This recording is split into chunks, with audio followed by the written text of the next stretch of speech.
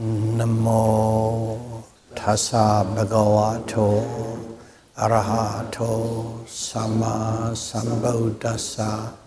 Namo tassa bhagavato arahato sama sambuddhassa. Namo tassa bhagavato arahato sama sambuddhassa.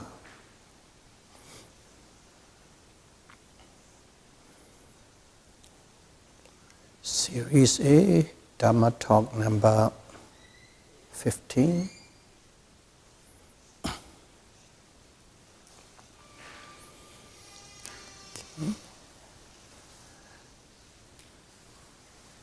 We are discussing with regard to sampajanya,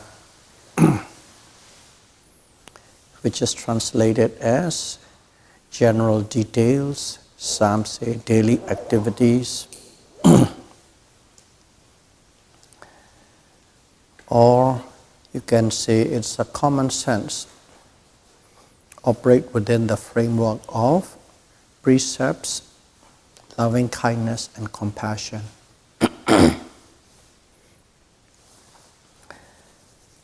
It has been presented in four different segments of sampajanya. Number one is beneficial. Number two is suitable and appropriate with regard to space, time, and people. Number three is domain. And number four is non-delusion. So that is the way it presented. So if you look in here, the first 1 and 2. 1 and 2 is one need to know whenever one is doing something, whether it is beneficial or not, and also whether it's suitable and appropriate in terms of space, time, and people. And we are specifically talking about meditation. So you can say this 1 and 2, sampajanya 1 and 2 is preparatory. In other words, you have to think it, sort it out, plan it, properly put into place. Preparatory stage. Number 3, kosara sampajanya, domains of a meditator. And domains of a meditator is simply meditation. Meditation is domain. You stay within that domain. And number 3 is the actual execution. Okay. Putting hard work, okay, in accordance with the instruction. And the fourth one is asammoha sampajanya, non-delusion. In here, that is discovery or unfolding of the nature of nama and rupa because of the hard work you have put, because you have stayed in the domain of a meditator in meditation constantly, uninterruptedly. When you say that, number 4 unfold by itself. So those are the 4 types presented.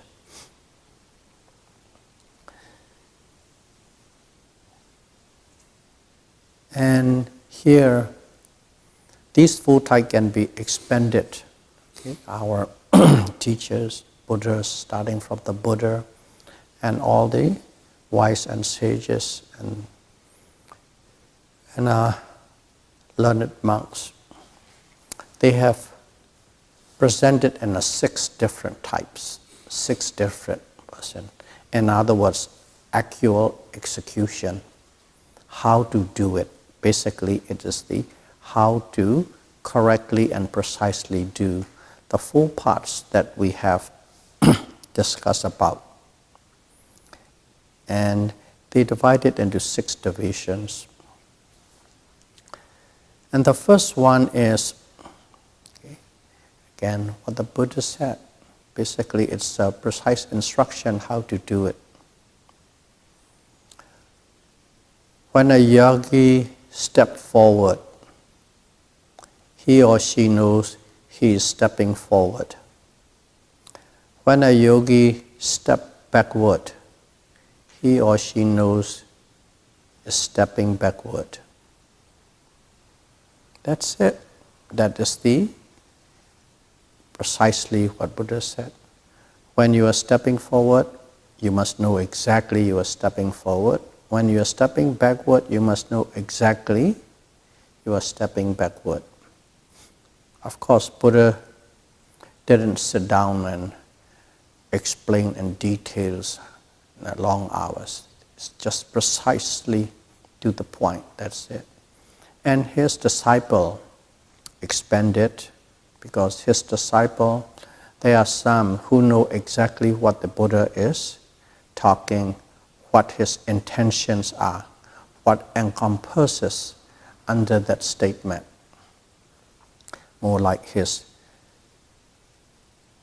disciple, okay, left hand, right hand, and so on. The senior disciple who are very learned, learned in terms of course, they don't have anything to learn at that other than what Buddha's taught them. But they have intelligence so great, they can see through and understand when Buddhas make a comment. And they expound it and expand it, and they taught again to their disciple, immediate disciple, and so on and so on. And with centuries, as it's come down, they have been explained in detail in many different ways. So that's where these details are coming about. So what does it mean by when one is stepping forward, knows that is stepping forward? One stepping backwards knows that is stepping backward. And this stepping forward and backward is again divided into 4 different stages. Okay. One is when one is walking. Okay. When one is walking, one must know that one is walking, stepping forward or stepping backward. That's one. And the other one is when one is sitting, must know when one is stepping forward or stepping backward. And also, when one is standing, one must know one is stepping forward or stepping backward. And when one is lying down, one must know stepping forward or stepping backward. So we translate it in English, so it's called stepping, stepping, stepping. It only makes sense, of course, when walking. How can you step while you are sitting or standing or lying down and so on? So it is not precise, but that is the word they translated and used. But if you use another word, it becomes quite general. You can say moving forward or moving backward. And if you use the word moving forward and backward, then it makes sense in all 4 of them in English language. So this stepping forward and backward is divided into 4 subdivisions based on the posture. One is a sitting posture, one is a standing posture, one is a walking posture, and one is a lying down posture. Based on the 4 posture, it has been again subdivided. So that is the first instruction the Buddha gave. And of course, all these things are our learned teachers, okay, explain and explain so that we don't have unwavering interpretation, to be precisely able to do things. So let's talk with something that is most clearly understood with stepping forward. We are walking. When we are walking, of course, there's a step, step, step, step, step. So it makes sense perfectly in terms of the language and the word, stepping forward. And of course, we all know when we are doing stepping forward, we can see in details, okay, lifting or dropping, or lifting, pushing, dropping. And then raising, lifting, pushing, dropping, touching, pressing, and so on. These are all a part of this stepping forward. You're walking. So in here, whenever someone is moving, okay, walking, that's when it is used stepping forward. You can, as we have said, these can be applied in the more general way and more specific and details retreat setting way as well. We start with the general way, what the monks used to do. They live about a mile or two away from the village. For the alms round, they have to walk to the village. Okay. When they are heading to the village, that is the stepping forward. And when they come back from the village back to their place where they meditate, that is stepping backward. Going forth, coming back. That can be applied as stepping forward and stepping backward. And also, very specifically and precisely, it can be simply you are moving in the direction where you are facing. That's stepping forward. On some occasion, you need to step back, which you are not facing in that direction. Actually, the foot moved back. That's also stepping backward. And in these instances still, this stepping forward and backward apply. Make a forward movement, and the foot go backward, opposite direction where you are facing. That also apply. And another one is, especially what we are doing totally in a retreat setting.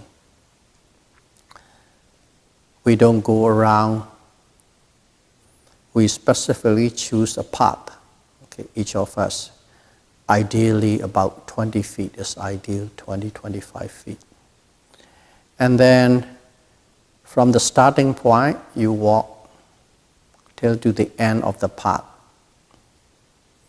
And when you got to the end of the path, that going, starting from there to the end of the path is called stepping forward. And then of course you turn around and you walk back, and that is called stepping backward. Stepping back. Stepping forward, stepping back. So when we say stepping forward and backward or back, applies all these instances. So in English, that's the best word that they use. They cannot do too much changeable. And whenever you are doing this thing while you are walking, it's called stepping forward and stepping backward. When you step forward, one must know one is stepping forward. When you are stepping backward, one must know, one must be aware that you are stepping backward. That is the instruction. As it is this instruction, we all do this walking meditation. Okay? We choose a path and we go back and forth. And then in here, lifting, pushing, dropping. Lifting, pushing, dropping.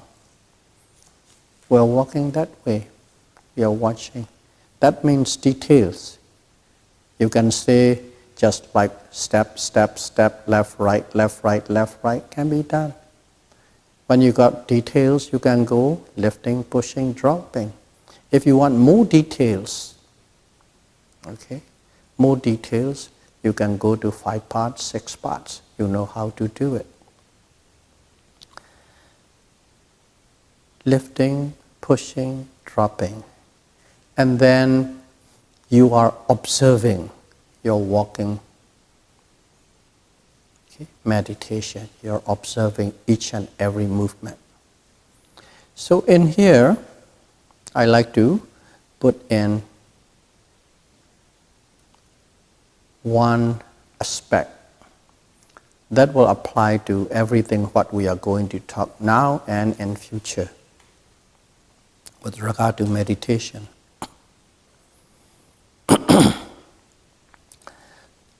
What are we practicing?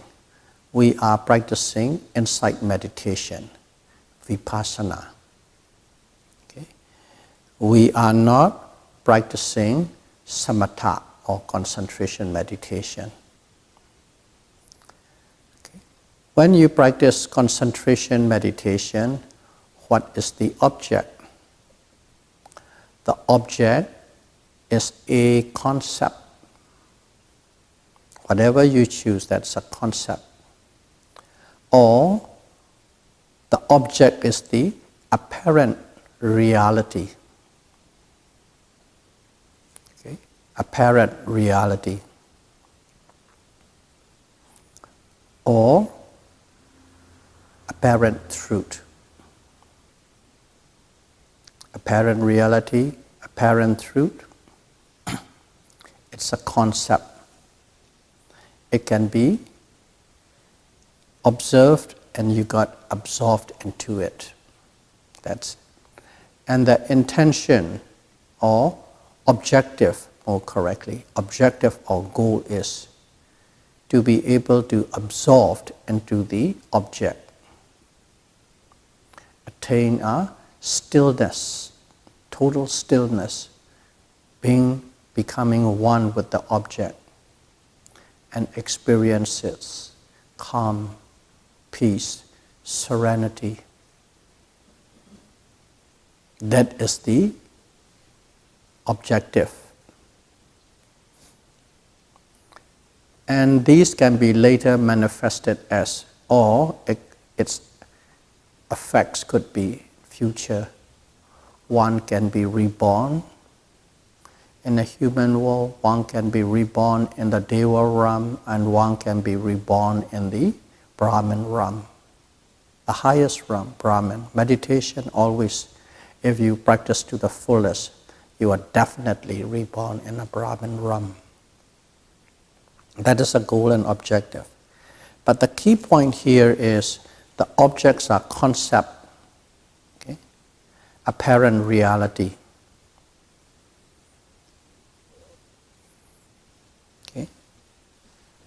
Apparent truth. And then here is we are practicing insight meditation. So when we are practicing insight meditation, what is the object? What is the object? The real object, what you are supposed to be. Okay? We already know apparent reality or apparent object or a concept is a object of concentration meditation. So in insight meditation, the object is the ultimate reality. Ultimate reality, not a concept. It is the ultimate truth. Ultimate reality, ultimate truth. That is the object. What's the difference between the apparent reality and ultimate reality? Apparent reality is it can be transmute, change. Never ending changing process. it can be transmuted or muted. In the ultimate reality, it cannot be split into any other thing anymore. That's what it is. It is not changeable. It is what it is. What it means is, as it really is, ultimately true. It cannot be transmuted into any other thing anymore. That is the ultimate reality, and that's the difference. So in here, we are observing or practicing insight meditation. So our object is ultimate reality. Because if it is not ultimate reality, then we are not practicing insight meditation. And we all know what ultimate reality is. In the rupa matter, okay? We don't say a car or a table or a chair or a bowl or a bag, a bell, because these are all concepts. Man, woman concept, female, male concept. It can be split into many other things. It can be changed into many other things. But what is the ultimate reality of rupa or material? Okay. In short, and also which is obvious to observed, is the full, okay, essential, great full essential. We call it earth element, fire element, wind element, water element. But more precisely, we know we are referring to the qualities and characteristics of them: hard and soft, heavy and light, hot and cold, and so on. Those are the things, the characters that exist in every material object. These exist. Whichever material object you look at it, these four great elements exist. It is not one at a time. They all exist together. So that is for the rupa. And also nama has its own characteristics, ultimate. Okay. Simply that we all know what is the characteristics of nama. Ability to be aware, ability to know, awareness. That quality is nama, among other things. So those are the ultimate reality, and if you are practicing Vipassana meditation, that is the real object that you are supposed to be observing, or you are supposed to be totally setting your mind onto. So there's a clarity and distinction between the two. But at the same time, when we are practicing Vipassana, okay, we cannot escape from this rupa, the conceptual model of rupa. First and foremost, we are observing in this body. We don't observe externally, we observe internally in this body. So as soon as you say this body, you can say this whole body.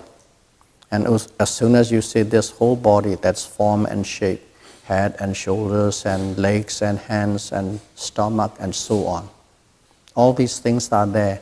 And we live with it, and we are familiar with it so well since the day we were born till now. So whenever we pay attention, first and foremost that came to our awarenesses, these forms and shapes, with the concept, the hands or stomach or head or nose or back or knees. These are there. We can't avoid it. So at the beginning, while you are meditating, as soon as you observe the abdominal, even the word is rising movement of the abdomen and falling movement of the abdomen. So those two are there. So you can't avoid it. You will still come face to face. You have to deal with it. But at the same time, we understand the true object of meditation for insight is ultimate reality, not apparent reality. So, by understanding clearly in that way, when you are meditating Vipassana, you will come across this form concept as well as its movement or hot or cold. You will see both of them. And if you understand the clarity what Vipassana is, your mind must be inclined to observe the ultimate reality. But you do not focus or give great attention to the concept of apparent reality. Okay. In other words, you have to streamline your mind, not to dwell much, or if at all, except pushing and blocking away onto the form and concept. But your mind should be inclined to see the ultimate reality, because ultimate reality is the object of meditation for Vipassana. That little explanation should be clearly understood in your mind when you practice. So when you see abdominal movement, abdomen, which means the stomach, the form, you don't block it, just acknowledge it. You have a sense of pain in your knee, and the knee is quite obvious. Acknowledge it. Awareness of that knee, which is the form and shape. But do not further put deeper observation into that form, but go right into the pain, because pain, Vedana, is the ultimate reality. That is how one needs to practice. You see. In general, don't focus on the concept of form. If they come across in a process of observation, acknowledge it and move on. But whenever you come across the ultimate reality, that is where you need to really penetrate deeply into it. So that should be applied in all aspects of your meditation, insight meditation. That understanding should be really deep into your psyche. Because even though we say apparent reality and ultimate reality, they coexist. They don't. About a mile away there's the ultimate reality, and another mile away from the opposite side there's the apparent reality. They don't exist that way. They exist at the same time, at the same moment, at the same space and time. These two coexist. Because of that, you have to deal with it. But in a normal daily life, most of the average people life,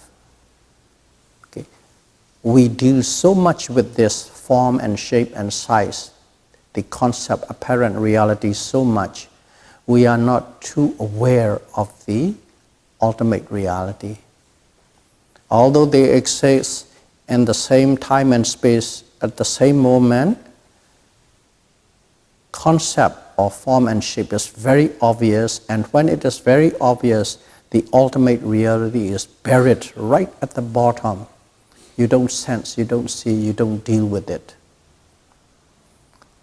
But if you practice and practice and practice insight meditation, slowly and slowly, the ultimate reality buried at the bottom, starting to float upward. And the form and the shape began to sink. At one point, whenever you observe it, ultimate reality is more obvious right in front of you, and this concept and form drifted farther and farther away. You become less and less aware of it. Eventually, at one point, that form and shape, the concept, apparent reality is not in your awareness anymore.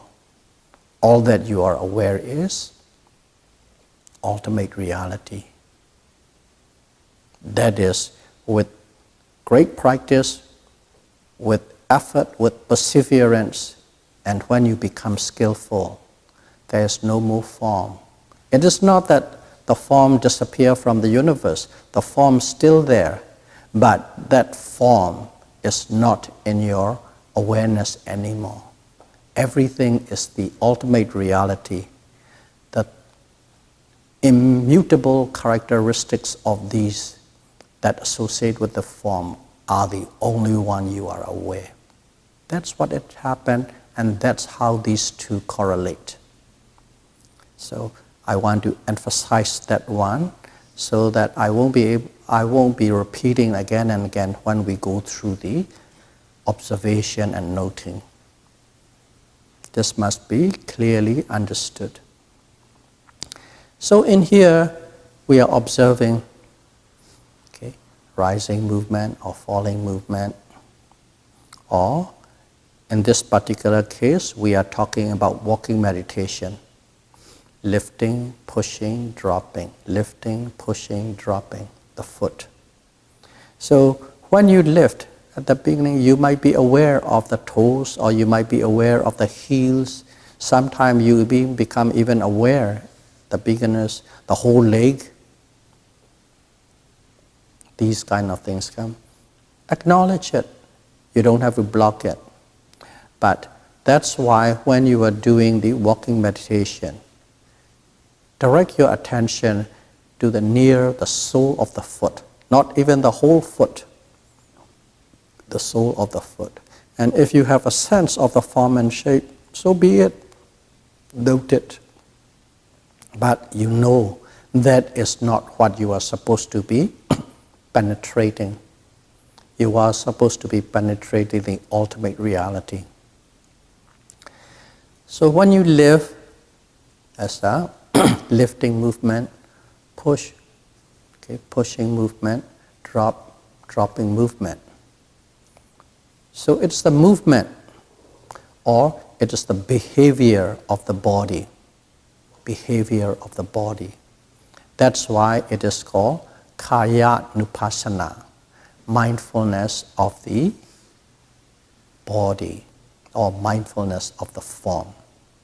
We have to start with the form because that's what we know. And after knowing what we are supposed to do, we don't focus too much on the form, and then we focus on its ultimate character, reality, or characteristics, specific characteristics. So when you lift, you might be aware of the heel or the toes, and also the movement, two things. But give more emphasis on the movement rather than the form. And slowly, you will find that you become less and less aware of the form, the heel or the toes, but it is that movement. And then the same thing, pushing and dropping, lifting, pushing, dropping, lifting, pushing, dropping. Clockwise, back and forth, stepping forward, stepping backward. Back and forth, you observed. And while you're observing there, at one point, when your meditation becomes stronger, suddenly you begin to feel, or you begin to see the foot is more like appendages. The foot is one thing and awareness is one thing, two different things. That is the way you begin to sense. In other words, before the concept and ultimate reality are mixed in and now starting to separate. You see the foot as a foot and awareness as awareness. It becomes two different things. Before, the movement and the forms are all together and I am moving, I am moving, I am moving. That's, I'm lifting this foot, I'm pushing this foot, I am dropping this foot. That is the way we feel and we understand. And when you begin to see there's a form and there's the awareness, and suddenly you come to realize, no, this I is actually two things. There's two parts. Still I. There's two parts. One part is physical and one part is mental. Still, there's a sense of I there, but you begin to see there's a twin phenomenon in operation under the concept of I. That is when you can note quite clearly. You have to be perseverance, and then you focus more on the specific characteristics. And you see more and more this form as slowly and slowly is the four great elements. There's a movement. You begin to see the form more and more clearly, and suddenly in our meditation instruction we give one more. Okay? Especially when you're walking at the end of the line, you stand and you turn around. And before you turn around, you are instructed to observe your desire to turn, your intention to turn, your wish to turn. Starting to observe that thing. So you begin to observe that intention to turn, desire to turn, and then turning. And then you inject that whenever that's the end of the line, before it turns, you start it. At the beginning, it is more like you're just saying, intending to turn, turning, turning, intending to turn, turning, turning. And more like a automatic. But if it is automatic, put a little more emphasis or go deeper on the intending to turn. Don't go intending to turn, turning, turning, automatic, intending to turn. Try and feel it, try and sense it. And then turning, turning, turning. See what's the relationship between that intending to turn and turning. How do they change one to the other? How do they connect to the other? All that you need to is look at deeper into the present moment. It is not that you are looking into the intention or you are looking into the turning. Look deeply into the moment than before. And suddenly, with practice and with repeated practice, you can accurately feel and sense your intention. Intention to turn, turning, turning, and then walk again. And then we interject more. If you can, once that become a little skillful, before lifting, intending to lift, lifting, and so on. You just keep on walking, you just observing. Whenever you can, the intention that happened before the actual movement. If you observe that, what happened is slowly and slowly, okay, with repeated exercise, at one moment you begin to feel this intention is one thing and this turning is another thing. You begin to feel the separateness between these two processes. Intention is one thing, turning is one thing. And when you begin to accurately sense intention is a one thing, Turning is another thing. That moment, it is said that you have a discriminative awareness between nama and rupa, the mind and matter. Before, we always look mind and matter as one unit. And with that careful observation, first of all, try to concentrate based on specific characteristics of rupa, matter. And then when that becomes skillful, insert intention. Just keep on putting it, but don't just put in an automatic way. Put it deeply into that intention, and suddenly you feel intention is one moment, one different process. Turning is another moment, another separate process. And that is the understanding or discriminative awareness of nama and rupa. We call it nama rupa paricheda jnana, the first insight of the 13 stages. You have to have that real distinction, a sense, without thinking, without railroading yourself, simply being at the moment, deeper and deeper and deeper, and you will see the separateness of the two. And then, pretty good, you go on. And all that you do is, you keep doing this walking meditation, lifting, pushing, dropping, lifting, pushing, dropping, and intention wherever you can. Intention before you turn, intention before you lift, intention before you push. But don't just put these in. Okay, I'll put these in, I can do all. That is the wrong attitude. You only put these things in more and more and more when you are become skillful. Skillful means you just send that separateness of intention and lifting to separate. And when that is really good, you move on to another one. And you must have that clear distinction between the two in every movement. One at a time. Don't just pour everything at one moment. I can do it, I can do it. That is nothing.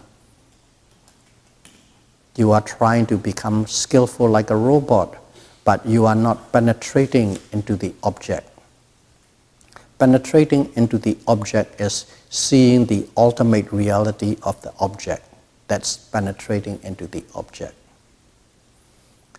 So in here, you look and you look and you look. And when you feel and when you see the separateness between the mind and matter, okay, this is nama, this is rupa, your meditation is pretty good, pretty good. You have progressed quite a bit. And then you keep walking, okay, inserting intention as much as you could. And then what happened is, during the process, you do the lifting. Before you simply the movement, you're watching the movement, lifting. You can sense, you can feel the lifting movement. And the closer you look at that lifting movement at that moment, suddenly you also see another characteristic. Along with the movement, there's a feeling of lightness. A feeling of lightness. And then when you push too, there's a more like a swinging, gliding sensation. That is a feeling, it's a manifestation of lightness. There's a movement and there's a lightness. You are aware of both. And then when you drop your foot, okay, there's a movement, of course. And along with it, if you really stare into it, and if your dropping movement is slow enough, you can feel the foot become heavier and heavier and heavier. I use the word foot, but actually it's simply a feeling of being heavy. Movement and heaviness. So what you are having was this lightness. Lightness means that's a fire element. Heavy is the earth element and also water element. The main characteristic of lightness is the fire, and also wind has something. So in other words, all these little things that you are seeing, light and heavy, hot and cold, these are you are penetrating into the ultimate realities of rupa, ultimate reality of materiality. And whenever you are doing walking meditation, you have a distinction between the mind and matter, or nama and rupa, and also all these little specific characteristics are there, all together. And in that way, your meditation have progressed another level. Before it was pretty good. Now is really, really good to this another level. And all that you have to do is you simply do the same thing. The key thing is the intensity, the effort you put in to see deeply and closely at that moment. That has to be keep on increasing. The more you increase, the more you will. Okay, just a little bit of cautionary. Some yogi can do it, most yogi can do it, but there are some yogis, it is just how their physical construct is. If they put so deeply into it and they begin to have headache or lightness or dizziness, these kind of things happen. Not everybody, but some. And for those kind of people, if it happens that like that, just pull it back. You're putting too much effort. Pull it back. Pull it back, not be too deep, and still watch. But that doesn't mean that you have to pull back and stay there at the pull back mode ever. And suddenly your headache goes away, your dizziness goes away, push again. Pull back again, push again, pull back again. If you have a problem, that's how you do it. If you don't have a problem, just keep that intensity on a full bar. Because that intensity, that closeness, that penetrative being with the moment is the one that will unfold the Dhamma, the true nature of the object. So you look at it with that intensity, and then what happened was, let's use a specific example. You are there at the end of the line, standing, and then intending to turn. You see that intention. In other words, that is the consciousness. In other words, that's the mind, citta. Intention very clearly. You see that intention, and then you know when the intention comes, and you know when the intention stops. And as soon as it stops, you see or you feel the body or the foot starting to turn. Okay. Intention is one, and you can see the intention really well from the beginning to the end. Only when the intention ended, then the foot starting to turn. At that moment, there is no intention. The foot is just turning, turning, turning. You begin to see this kind of process. Intention and the physical or body behavior that follows it, but with a separateness. And then suddenly you understand, intention is the cause, turning is the effect. Intention is the cause, turning is the effect. You begin to see the relationship between the nama and rupa, the mind and matter. Pichaya parigaha jnana, causal relationship between mind and matter. You actually experience it. You see, because you don't have to read, you don't have to be told, you actually see, you see the intention, and suddenly the foot just moved. There's a one command center, they send the command, and when they receive the command, the other department does the job. That you see it clearly. And if you see that way, okay, number one, it is said, you have seen the causal relationship between mind and matter. And also, if you want to talk in terms of jnana, you are on the cusp or at the beginning of the udayavaya jnana, rising and passing away. Because you have to see that intention arise and pass away clearly, and then followed by the foot turning. Two separate. Only then you see with clarity the causal relationship.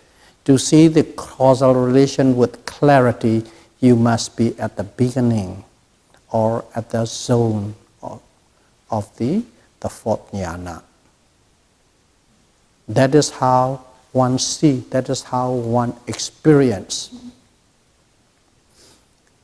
That is, at that moment, you accept to be in a great meditation mode.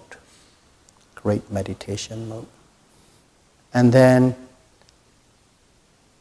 all that you do is focus at the present moment. Whatever the behavior or events or object is, intensely, closely, unwaveringly, follow it from the beginning to the end, beginning to the end, beginning to the end. That is how one's to stepping forward and stepping backward in a walking meditation. So with that we will stop. Next talk will be the same thing, walking forward and walking backward while you are sitting. So may all of you be able to practice Satipatthana Vipassana meditation precisely and correctly, and may you be able to penetrate into the true nature of mind and matter as soon as possible. Sadhu, sadhu, sadhu. Buddham pujemi.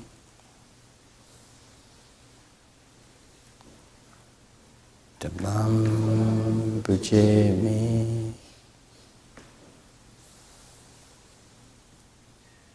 Sangham pujemi.